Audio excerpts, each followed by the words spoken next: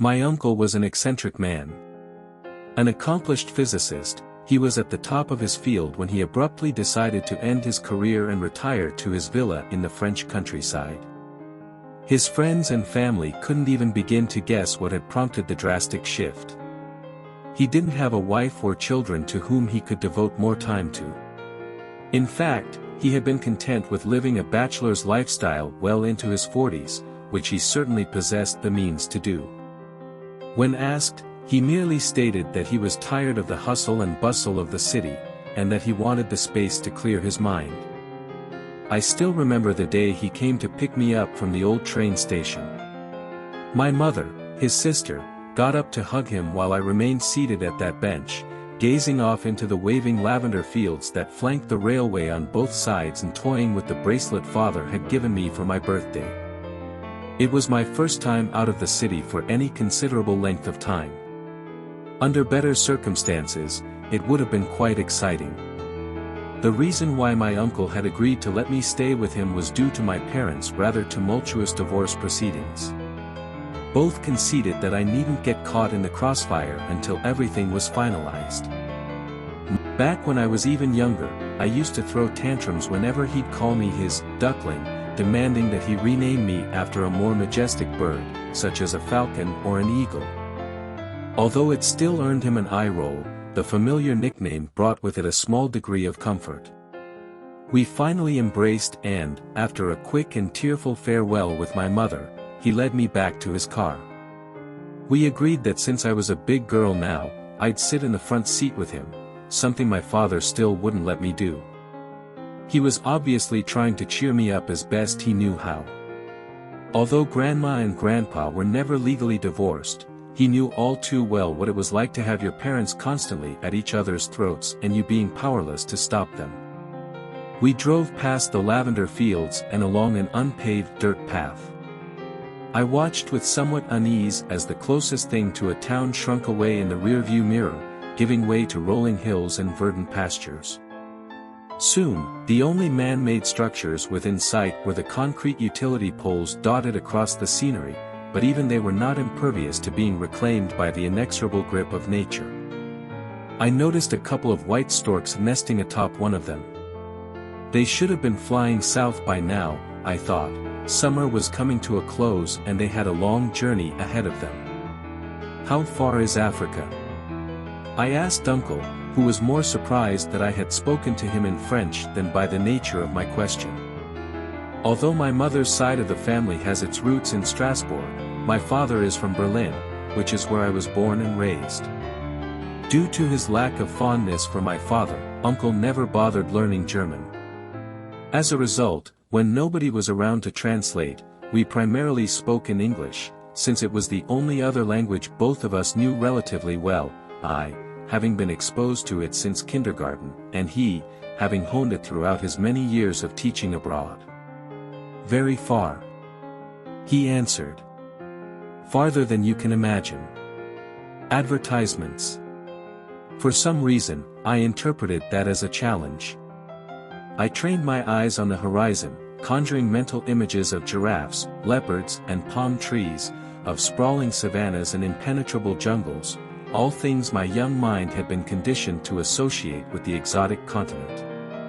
For all I knew, I could have been staring in the exact opposite direction from where south was, but it wasn't like my uncle would have bothered correcting me either way.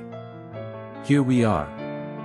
His unexpected proclamation stirred me from my reverie. Situated at the forefront of a quaint birch grove stood my dear uncle's abode. It was humbler than I expected, consisting of only 2 stories and a gable roof. The wraparound porch had a distinctly Romanesque architecture, and was perhaps the most intricate part of the whole building, barring the balcony which had a similarly ornate design. It was undeniably picturesque, however, it didn't quite match the grandiose mansion that my younger self had envisioned. Days turned into weeks. The novelty of being out in the countryside wore off rapidly. It wasn't that I missed the grey drabness of the city, but I did miss having friends around. I'd managed to convince Uncle to play trick-track with me on occasion. He feigned enthusiasm as best he could, yet it was clear that this whole arrangement wasn't ideal for him either. Most days he remained cooped up in his study. It was one among a list of places I was absolutely prohibited from entering, and I honestly didn't much care to. I had seen glimpses of it through the door and spotted only books and papers stacked endlessly atop a crowded desk, hardly something a girl my age would have been interested in anyhow. But then there were rules that made considerably less sense, such as never going up a specific flight of stairs or only being allowed on one side of the property but not the other. Entire sections of the house were closed off at random. There was even a period of time during which I wasn't allowed to use the indoor restroom, having to resort to the pit latrine outside. I, of course, adhered to my uncle's peculiar stipulations, yet I did frequently question him about them, to which he always replied that there were certain customs that everybody staying here had to obey, or else ill luck would ensue. And then, one late September afternoon, something happened that forever changed the course of my stay. The day was warm and humid. The scent of ozone permeated the air, serving as a precursor to an impending storm, a forecast further substantiated by the advancing mass of clouds in the distance. Uncle was leaning over the porch, watching me kick a ball around a sun-scorched patch of grass up front. Whenever I'd glance back at him, he'd nod and smile, which was praise enough for me. I was just happy to have an audience for a change. A sturdy kick sent my ball ricocheting off a stump and down the wilted lawn, spurring me to chase after it. Propelled by its impetus, the ball persisted along its anticipated trajectory. That is, until it came to an abrupt and unexpected halt, as if it had collided with some invisible obstacle. My run slowed to a walk. Even from my inherently naive perspective, it was clear that something wasn't quite right. The farther out I ventured, the heavier and more viscous the atmosphere around me became, to the point where I could feel the weight of it inside my lungs. The ball's state of inertness proved to be short-lived. Just as I was mere steps away from reclaiming it, it suddenly launched itself back towards me with even greater force. I dove just in time as it flew past my head, and I heard it shatter a window somewhere behind me. Inside. Now. My uncle yelled. He needn't tell me twice. Terrified and on the verge of tears, I scampered back within the boundaries of the estate. Uncle remained outside for a while longer, but eventually joined me as well. His face bore an expression I hadn't seen him wear before. I tugged on his sleeve, seeking both comfort and an explanation, yet his vacant stare remained unaltered. Only once my sniffles escalated into full-on sobbing did he finally deem it appropriate to acknowledge my presence. I could see it in his eyes, the inner discourse taking place within his mind. Even if I was woefully unprepared for the truth, what other possible explanation could he have offered me? Ghosts? That would have hardly put me at ease. If anything, the introduction of another, even less predictable concept into the equation would have made things even worse. He told me to get ready for dinner while he goes upstairs to inspect the broken window. He promised to explain everything after we'd both had a bite to eat. Being granted access to his study for the first time since my arrival felt incredibly peculiar. A sense of uncertainty lingered within me, contemplating whether this was perhaps some form of test. Noticing my hesitance, Uncle chuckled and reassured me with a pat on the head, then told me to take a seat on the antiquated, yet invitingly cozy armchair, snugly nestled between two towering bookcases. He proceeded to retrieve a jar labeled Anomaly 005 from one of the shelves, unscrewed its tightly fastened lid and flipped it towards me. I wasn't sure what he was trying to show me initially. The glass container appeared to be completely empty, or it was until my uncle slipped a piece of copper wire inside of it, then hurried to close the lid. I watched in awe as the sample rapidly began to oxidize, changing from reddish-brown to bluish-green in a matter of seconds. A complete minute thereafter, it had reached a state of near disintegration, undergoing severe corrosion to such an extent that its original form became virtually indiscernible. And then, following an additional minute or so, the scant remnants of the object dissipated entirely, not even a trace of it was left behind. Uncle explained that this was but a modest example of what else was out there, waiting to be catalogued. According to him, there was something about this particular plot of land that defied all current scientific laws. It would manifest localized spaces wherein the principles of nature and physics ceased to function as intended. Some were benign and required specific prerequisites in order to be observed, while others, such as the gravitational disturbance I came perilously close to experiencing firsthand, were far less selective. He used big, complicated words like transmutational and metaphysical that flew right over my little blonde head at the time, but, essentially, it was the identification of these unconventional occurrences that motivated him to abandon not only his career but also the opulence of city life, all for the opportunity of being the first to unravel their mysteries. From that point on, our relation was no longer solely my uncle's niece. I was now his assistant as well. Or, at least, that's how he initially framed it, back when things between us were still relatively innocent. He gave me a comprehensive tour of all the anomalies he had succeeded in documenting, and in certain cases, even managed to contain. For instance, there was a specific corner in the attic that maintained a constant temperature of precisely 1 degree Celsius, just above freezing.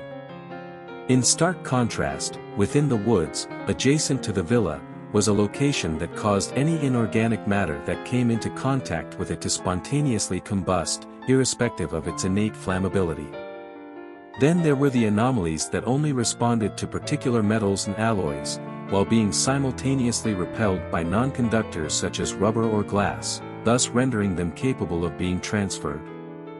A fully developed mind would have likely been overwhelmed after being presented with so many groundbreaking revelations all at once. However, as a child, my worldview was still rather flexible.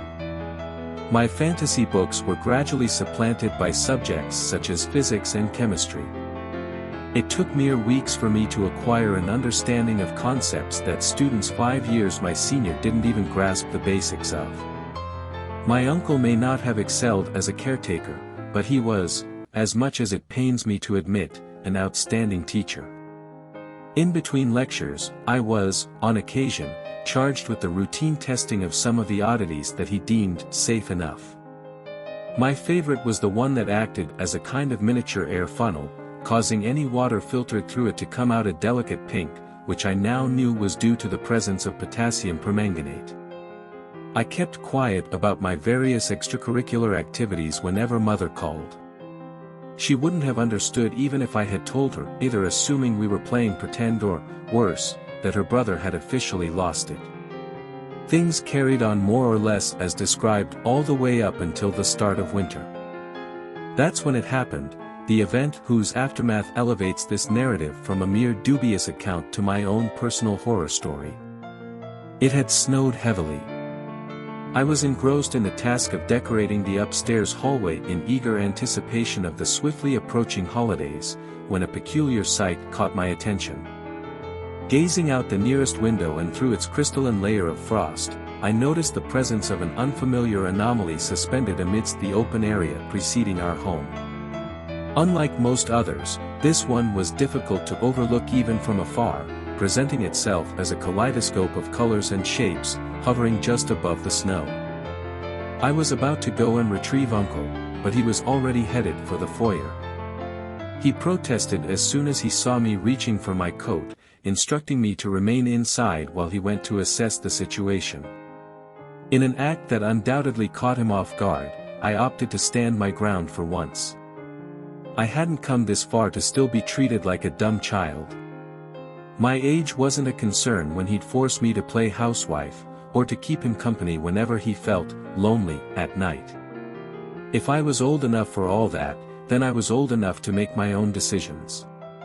The moment he brought me into his room following a night of excessive drinking was the moment he forfeited his right to act like my surrogate father. The crunch of snow beneath our boots blended with the incessant buzzing of the porch light. The sky was a solitude of grays. Its opaqueness rendered the exact time of day largely irrelevant. The temporal aberration itself was the most luminous constituent in our vicinity, albeit not the easiest to observe directly. It wasn't that it was so bright that it hurt to look at. The nausea it elicited came from somewhere deeper, less primitive. I picked a color from the numerous that comprised the anomaly and watched as it dissolved and disseminated within an ever-swirling maelstrom of hues. I'd refer to it as psychedelic, but I'm not convinced the human mind is capable of even hallucinating something as surreal as this. It seemed as though a fragment of our illusory world had detached, permitting us to gaze upon the primordial ooze that resided beyond it. I'm not being abstract for the sake of it, there are just not enough words in the English language, and indeed any language, that would allow me to simultaneously convey to you the profound, paradoxical and existentially paralyzing essence of the spectacle we beheld that day. Imagine being told to write an essay for a book you'd only ever read a single passage from. Once again, my adolescent psyche was simply unprepared to grapple with the underlying questions posed by the anomaly's sheer existence. Instead, I merely accepted it as it presented itself, living Rorschach of polychromatic patterns that made me queasy whenever I looked at it for too long. My uncle didn't have that luxury. The radiance emitted by the entity reflected off his stupefied countenance. Despite any discomfort he too may have been experiencing, it evidently wasn't enough to deter him from advancing further towards the blooming lights. I endeavored to follow suit, but the sensation of vertigo became too much to endure. Every heave, every retch was like regurgitating chunks of my own soul. The ground beneath my feet felt liquid. My ears popped and my temples began to throb, as though an air raid siren had gone off near my head. About 20 or so paces ahead of me, my uncle stood in front of the shimmering mass, his form outlined by the nebulous amalgamation of hues. He reached forth. As he tried grasping at its ephemeral shapes, however, the anomaly simply vanished. It didn't disperse into stardust or collapse in on itself, rather it merely blinked back out of reality, never to reappear again. If it were only I who witnessed it, I would have thought the whole thing a dream, but Uncle never gave me that opportunity.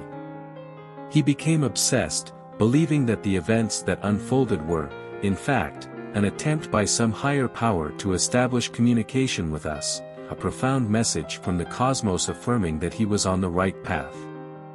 That may have indeed been the case, for all I knew, yet it wasn't like him to make such unsubstantiated and fanciful deductions. I watched the gradual decline of his mental faculties unfold before my very eyes. Reason and logic gave way to zealous conviction. Most days, he'd walk right by me, as if I were part of the furniture, until, eventually, he ceased to withdraw from his study entirely, not even for the most basic of needs.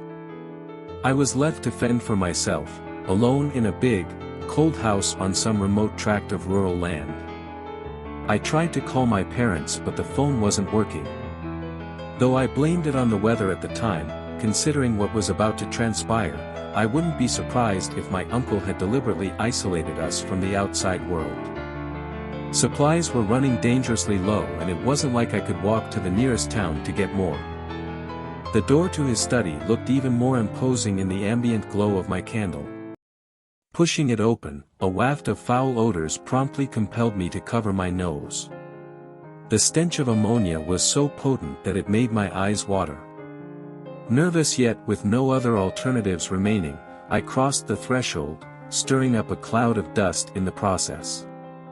Darkness dominated a significant portion of the room. The sole source of light was a dim lamp which lay beside the desk, seemingly toppled over. Whether by accident or as a result of some manic fit, I couldn't say for certain. I relinquished my candle and gripped the base of it instead, then used it to illuminate my surroundings. Beyond the prevailing state of disarray, the first thing I noticed were the jars of urine stacked against the wall to my right. Nearby them was a grimy bucket whose contents I could deduce, yet chose not to validate. There were pages from books and research notes scattered haphazardly about, some torn to ribbons, others crumpled and repurposed as makeshift toiletries. I ventured deeper. The rancid, stale air became near impossible to breathe without the threat of vomiting. Even more disconcerting were the subtle undulations coursing through it, a telltale sign of an anomaly, and I appeared to have walked right into its epicenter. Come to think of it, those jars had to come from somewhere. And then, I saw him. Slumped at the far end of that pigsty, stewing in his own filth, was the madman himself. His disheveled hair looked even grayer than I recalled, and his once meticulously trimmed mustache now extended above his lip.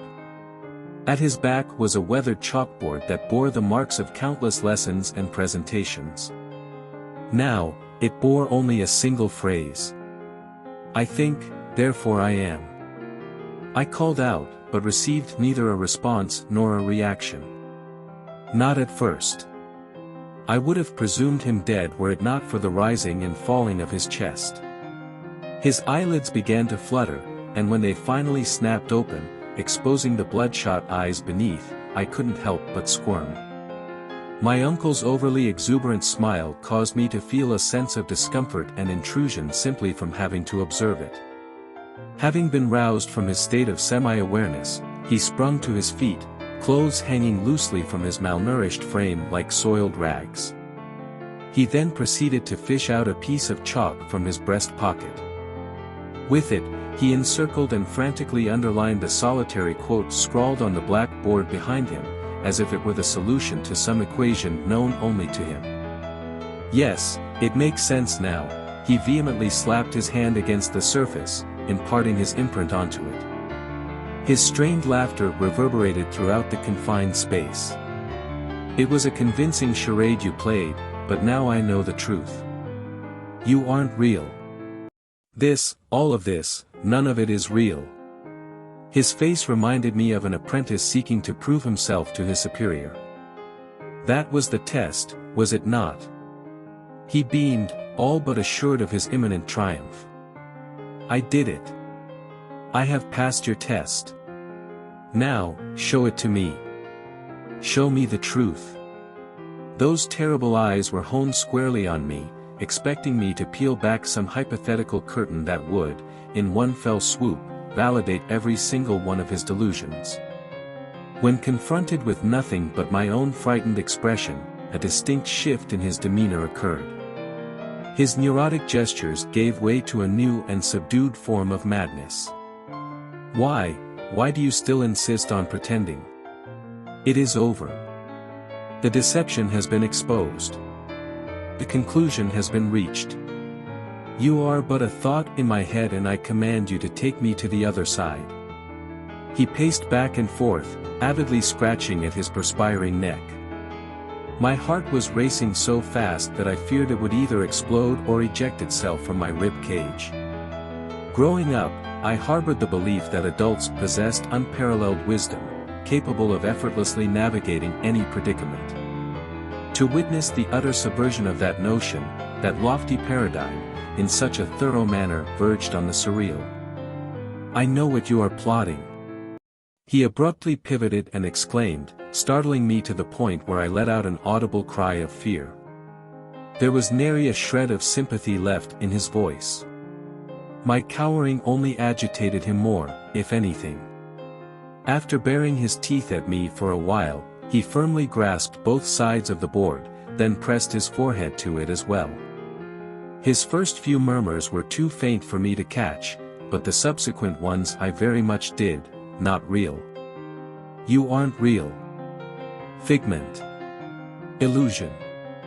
And then, came the line, a single sentence, engraved so deeply within my recollection that it forever impedes me from perceiving any man as aught but a creature of instinct, concealing his predatory nature behind a facade of refinement and civility, which, no matter how intricate, always crumbles away under the right circumstances. Sometimes, in the midst of my insomnia, I find myself contemplating whether I can still hear it, emanating from some neglected corner of my bedroom. You aren't real, which means, I can do whatever I want with you. I wasn't about to wait for him to charge me. I turned on my heel, intending to make a swift dash towards the exit, but an unfamiliar force seized hold of my wrist. Father's bracelet, the anomaly was reactive to the metals that composed it. I pulled and I pulled, but found myself unable to escape the distortion's magnetic field, not with the object of its fascination still attached to me. By the time I finally succeeded in liberating my hand, my uncle was already upon me. He tore into me, his jagged nails ripping through both flesh and clothing indiscriminately. My fighting back only seemed to fuel his single-minded perversion. Despite his weakened state, he was still much stronger than I was. I'd rather not elaborate on how far he got until I mustered the courage to jab my thumb into his left eye, granting me enough of an opening to crawl out from under him. But even that achieved little. By the time I was back on my feet, he had already recovered. I was painfully aware that I possessed neither the strength to overpower him nor the range to outpace him. So I did something that, to this day, baffles me as to how I was able to pull off. I once read an article that explored the phenomenon of children exhibiting remarkable cognitive awareness in response to bouts of extreme stress. Factual or not, I'm not qualified to say, yet if I were to be placed in that exact same situation nowadays, I don't think I'd have the wherewithal to respond as ably as I did. I raised my arms, but instead of employing them as a barrier against my uncle's advances, I slowly began to clap. He came to a standstill. His perplexity reassured me, and my applause became more fervent. I somehow found it within me to suppress all of the pain and humiliation I felt at that moment, and then twisted it into a gleeful smile. "You are right," I said. "None of this is real. Congratulations. You have found the truth." I extended my hands in an encompassing gesture, as if to emphasize the point. His frenzied eyes, one of which had become swollen and noticeably more crimson, darted about the room. "You lie." Spittle flew forth from his mouth, spraying against my face. I merely shook my head in response. Despite his protests, I could tell that he desperately wanted to believe me. He had to, for the alternative would have necessitated facing the repercussions of his horrid actions. "I never lied," I vaguely retorted, then gently offered him my palm. "Come, I'll show you." Hand in hand, we stepped out into the wintry landscape. The gusting wind swept my hair aside and its icy touch nipped at the raw patches of my skin. I paid it no heed. In the broad context of all the tribulations I'd endured, something as commonplace as the cold was an almost welcome discomfort. "Do you see it?" I inquired, pointing to the horizon, where the rising sun met the sweeping pale dunes. He acquiesced with a series of affirmative nods, restlessly hopping from one foot to the other. Once a professor of respectable reputation, now reduced to a bumbling half-wit, encapsulated within a realm of his own making. The fragility of the human psyche is a remarkable thing. That's where you need to go. Keep walking and don't turn back, you understand. He cast his gaze downwards and our eyes met, his vacant stare colliding with mine. There was nothing there, nothing but an absence of self. I wanted to feel some morsel of sympathy for the bastard, but I couldn't. The wounds were much too fresh and ran far, far too deep. "Quickly, go. Go or you will miss your chance." And off he went, barreling through the snow towards the white beyond. The exact nature of his pursuit, if indeed he possessed a clear objective at this juncture, was left open to interpretation. Perhaps he genuinely believed that the world around him was a simulated construct, wherein he alone existed as an entity capable of thought. Regardless, he didn't get very far. It's rather poetic that the very anomaly which had instigated my descent into this rabbit hole of insanity would ultimately bring about its conclusion. As soon as he crossed that event horizon, it was already too late for him. Similar to how my ball had arrived at a sudden and complete stop, his body also experienced an immediate cessation, only to be expelled back with such tremendous force that it literally sent him flying. He collided with the balcony, folding against its marble railing, and subsequently plummeting headfirst onto the solid deck below. Needless to say, he didn't survive. I find it difficult to mourn him. He was a brilliant intellectual, yet regrettably, an abhorrent human being, even before the onset of whatever madness afflicted him. He took things from me that were not his take, and growing up was never going to be the same because of it. Sometimes I like to think that there are numerous ways my story could have played out.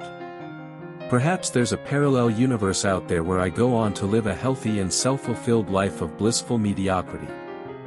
But after all of the events that I've transcribed here, how could I? How could anybody? Numb and abused, I remember stepping over my uncle's broken remains and back into that house. A profound stillness pervaded the air, akin to the tranquil moments preceding a storm, despite the storm having already passed. I entered the small, dreary library above the dining hall, set my candle on the windowsill beside me and began my search. I sifted through dictionaries and philosophical tomes until I found the precise definition I was looking for. Solipsism, the theory that only the self exists or can be known. This introspective standpoint asserts that one's own mind is the only true source of knowledge and affirmation, thereby emphasizing subjectivity over objectivity. Within this framework, solipsism challenges the commonly held belief in an external reality beyond one's own consciousness, with proponents discounting the existence of other minds or material existence as a whole. I gazed into the flickering flame, its brightness diminishing with each passing hour. It's quite the lonely thought, isn't it? Thank you for being a part of our journey. If you haven't already, don't forget to subscribe to Tale Trail Stories for more enchanting adventures and captivating tales.